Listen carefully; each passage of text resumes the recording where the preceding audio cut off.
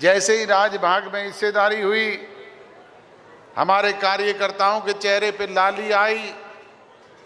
उन्हें उम्मीद जगी कि 15 वर्ष का वनवास खत्म हुआ है, विकास के काम होंगे, बच्चों को रोजगार मिलेगा, छोटी मोटी समस्याओं से हमें मुक्ति मिलेगी।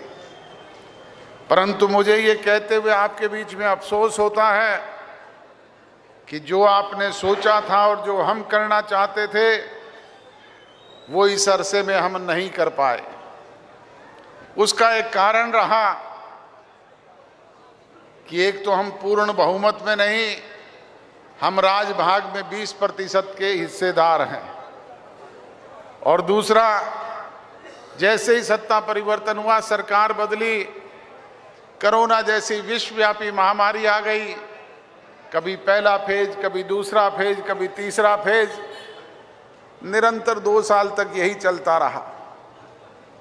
और जब तक जनप्रतिनिधि लोगों के बीच में ना जाए, उनकी बातों को सुने नहीं, समझे नहीं, जाने नहीं, तब तक उनका समाधान भी नहीं हो पाता है।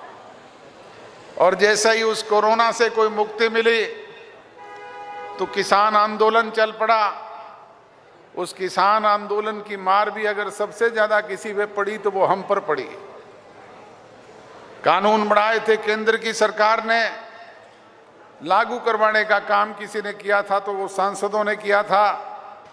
ना तो हमारा केंद्र की सरकार में हिस्सेदारी थी और ना कोई सांसद था, परंतु उसके बावजूद भी जगह जगह जो किसान भाई टोल प्लाजा पे धरना दे करके बैठे रहते थे, वो एक ही बात कहते थे, दुष्यंत चौटाला इस्तीफा दे दे, सरकार से अलग हो जाए। मैंने अनेक बार सार्वजनिक मंचों में भी कहा, मीडिया के समक्ष भी कहा कि इस्तीफा अगर किसी बात का समाधान है तो वो एक दुष्यंत चौटाला का नहीं, 10 के 10 विधायकों के मुझ से ले जाओ और अपना समाधान करवा लो।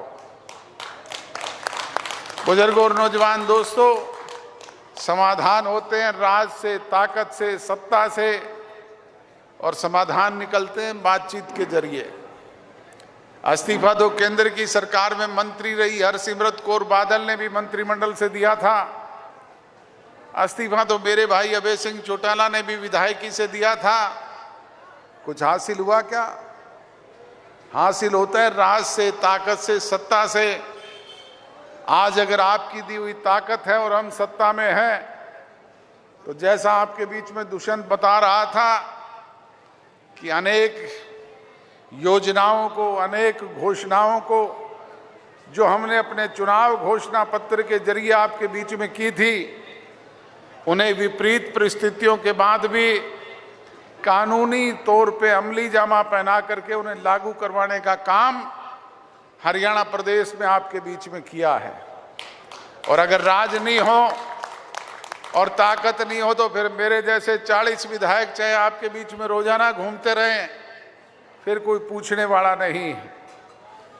जो कोई कोर कसर कमी कोताही इस पिछले समय में रही है,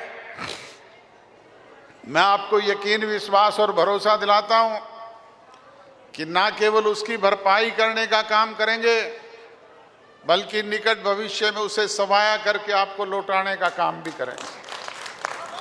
और जो कोई कोर कसर कमी कोताही संगठन की दृष्टि से रही है, उसकी भरपाई करने का काम आप सब लोगों ने मिलकर के करना है।